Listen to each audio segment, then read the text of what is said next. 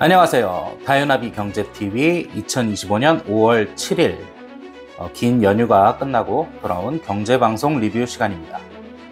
지금 환율 변동이 너무 심하게 일어나고 있죠. 1370원으로 갔다가 다시 1390원 갔다가 오락가락하고는 있지만 여튼 다시 1300원 시대로 돌아온 것은 어느 정도 확실해 보입니다. 원화 절상에 대한 압박도 물론 있지만 사실 또 지금 대만 달러가 굉장히 급등하고 있잖아요. 그 영향을 또 많이 받고 있는 것이 그 이유인데요. 대만 달러 급등에 대해서는 아직 전문가들도 확실한 이유를 찾지는 못했습니다. 아직은 많은 이유들을 이렇게 좀 얼기설기 붙여서 현상을 해석하려고 노력하는 그 정도 수준인데요. 다만 이 현상의 근본적인 원인은 미중 패권 경쟁에서부터 시작한다고 보는 것이 정설입니다. 오늘은 바로 그 지점에서부터 환율에 대해서 알아보려고 합니다. 관련해서 두 가지 방송 추천드리고 요약해봤습니다. 바로 같이 보시죠. 먼저 첫 번째는 연합뉴스 경제TV에서 5월 4일에 방송한 오건영 단장님 방송입니다. 위안화 절상의 이유가 담겨 있는데요. 위안화 절상 때문에 연동되어 있다는 평가를 받는 우리 원화도 많이 절상되고 있는 상태죠. 다들 아시겠지만 위안화와 원화가 절상되었다는 건 가치가 올라갔다는 거고요. 그만큼 원달러 환율은 떨어졌다는 이야기입니다. 불과 얼마 전만 해도 1달러 사려면 1450원 정도를 줘야 했는데 원화의 가치가 올라가다 보니까 이제는 한 1390원 정도만 주면 살 수 있게 됐으니까요.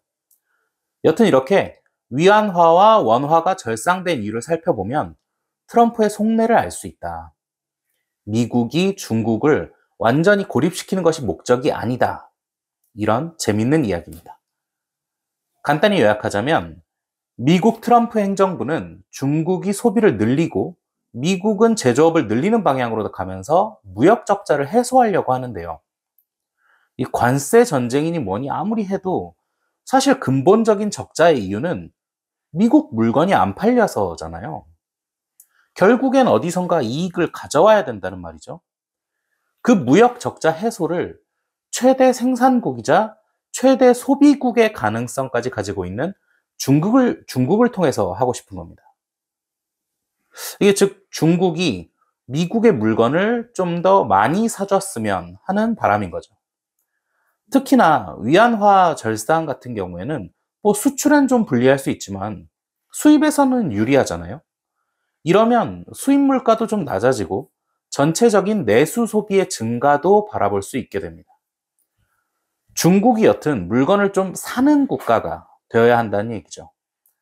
그러면서 동시에 관세까지 같이 언급을 하는 겁니다. 중국 실질적인 변화를 하지 않으면 관세 철회 없다. 이게 잘 보면 겉으로는 센 발언을 하는 것 같지만 속내는 뭐죠? 미국하고 중국 둘 다 상생 좀 하자. 이런 얘기잖아요. 너네는 내수 경기 진작시켜서 좋고 우리는 수출 잘 돼서 좋고 너네 소비 촉진하고 우리는 제조업 살리고 이거 어때? 이렇게 물어보는 거죠. 단순히 환율 조정만으로는 무역 적자를 해결하기 어렵고 반드시 상대국의 경제 성장이 필요하다는 걸 트럼프도 잘 알고 있는 거예요. 우리한테 익숙한 예시로 이 사우디를 비롯한 중동 국가들이 자기들 마음대로 석유값을 막 올리진 못하잖아요. 이 유가 올리면 자기들도 돈을 많이 벌긴 하겠지만 동시에 석유로 돌아가는 모든 생산품들이 가격이 오르잖아요. 석유가 물론 좋긴 하지만 그것만으로 사람이 살아갈 수는 없으니까 국제사회에서 같이 살아가려면 그걸로 만든 물건을 다시 사올 때의 가격도 생각을 해야겠죠. 그렇지 않으면 마냥 세계적인 인플레이션만 촉발이 될 테니까요. 이런 구조처럼 미국의 적자 구조를 개선하려면 미국의 물건을 사줄 만큼 타국의 경제 성장이 반드시 필요한 겁니다. 그래서 트럼프는 중국에 지금 오히려 손을 잡자고 제안하는 형태가 된 거고요. 옛날 플라자 합의 마냥 인위적으로 한 번에 어마어마한 조정은 할 수 없겠지만 서서히 위안화 절상 쪽으로 방향을 제어하는 모습에서 중국과 미국의 빅딜이 어떻게 성사될지 어느 정도 예측이 되는 듯합니다. 지난번 한미 협상 때 원화 절상 압박이 사실 우리나라를 겨냥한 게 아니라 중국을 겨냥한 것 같다는 말씀을 드렸었잖아요. 이런 식으로 큰 그림이 조금씩 윤곽을 드러내는 것 같습니다. 물론 트럼프 이 양반이 워낙에 오락가락 자기 마음대로 하는 양반이라서 어떻게 될지 좀 더 지켜봐야 알겠지만 최소한 지금 스탠스는 일시적으로 휴전하고 미국과 중국이 상생하는 이런 윈윈을 내세우면서 빅딜을 추진하는 것 같습니다. 여러 가지 생각이 많이 들게 하는 방송이니까요. 자세한 내용은 영상 하단 링크 통해서 꼭 풀버전 시청해 보시기 바라겠습니다. 자, 두 번째는 3프로TV 5월 4일자 방송입니다. 이 안유아 교수님, 이제는 중국 증권행정연구원 원장님이 되신 우리 안유아 원장님 나오셨습니다. 국내에서는 손에 꼽는 중국 전문가시니만큼 미중 패권 경쟁에 대한 강한 인사이트를 주셨는데요. 앞에서 오건영 단장님의 이야기와는 조금 다르게 안유아 원장님은 아직 정세를 격전 형태로 보고 계십니다. 간단히 요약하면 단기적으로는 트럼프가 유리하지만 장기적으로는 오히려 중국이 유리할 거라는 이야기입니다. 안유아 원장님은 올해 안에 승부가 나지 않으면 무게추가 점점 중국으로 기울 거라고 하시는데요. 그 이유로 첫 번째는 다들 아시다시피 세계 경제가 물론 미국의 소비시장과 군사 안보에 의존하는 건 맞지만 공급망은 중국을 의지한다는 겁니다. 그렇기 때문에 다른 나라들도 지금 미국과 중국 사이에서 선뜻 한 군데를 결정하기 어려워한다는 것인데요. 트럼프는 강압적이고 즉각적인 결과를 추구하는데 시진핑은 장기적인 전략을 중시하는 스타일이라고 합니다. 그래서 중국은 앞으로도 계속 시간 끌기 전략으로 나설 것이다. 이렇게 예측을 하셨습니다. 두 번째로는 히토류와 같은 핵심 자원을 무기로 사용 가능하다는 점입니다. 히토류 같은 경우에는 중국이 전 세계 물량의 한 85% 정도 담당을 하고 있죠.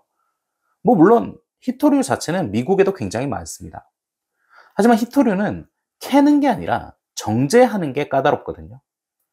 설비와 인력, 이런 건 당연히 필요하고요. 그 와중에 환경 오염에 대한 고민까지 떠안게 되는데요. 근데 중국은 다들 아시다시피 환경 규제도 느슨하고 전기도 싸고 노동력도 싸니까요.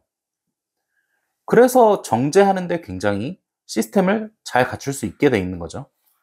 근데 이런 산업을 금방 대체하긴 사실 어렵거든요. 그래서 중국의 히토류 의존은 당분간 계속될 거란 얘기입니다. 자, 그리고 세 번째로는 미국은 민주주의 국가이기 때문에 선거라는 압박이 있습니다. 트럼프는 이걸 극복하기 위해서 끝없이 대내외적으로 심리전을 펼쳐야 하거든요. 근데 시진핑은 그럴 필요가 없죠. 참 이런 게 또 어떻게 보면 민주주의가 가진 장점이자 또 단점이기도 합니다. 트럼프를 뽑을 수도 내쫓을 수도 있는 장점과 그 사이에 흔들리는 국가, 이런 단점. 자, 우리도 잘 알고 있는 부분이죠. 네, 민감하니까 여튼 넘어가고요. 자, 네 번째는 달러 패권의 약화입니다. 아무래도 최근 시장의 불안정성 증대와 함께 미국 달러에 대한 신뢰도가 많이 약해졌잖아요. 더 장기전으로 이걸 끌고 가면 세계 경제 질서가 통화 다변화의 시대로 바뀔 거라는 거죠.